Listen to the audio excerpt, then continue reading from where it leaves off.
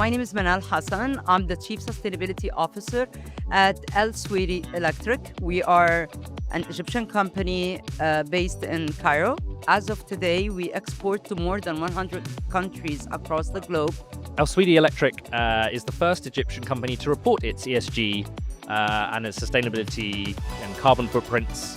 We have more than 32 factories, so of course we didn't start with doing all the factories. We started with the factories, the biggest revenue, and the main factories that export to the globe mainly. Right.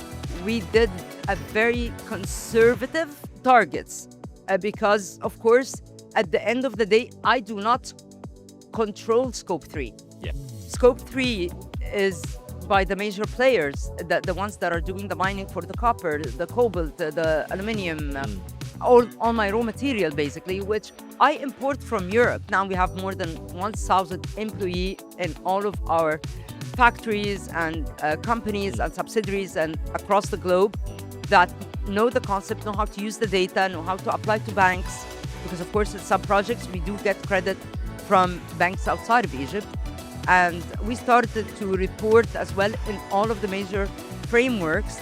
We are able to decrease the intensity, the carbon intensity of Scope 1 and 2 to 42%, which makes Scope 1 and 2 in total is only 1% of our emissions. Wow. But then are you seeing, as a trailblazer in that space, particularly in North Africa and Egypt, are you seeing your sort of compatriots follow suit now?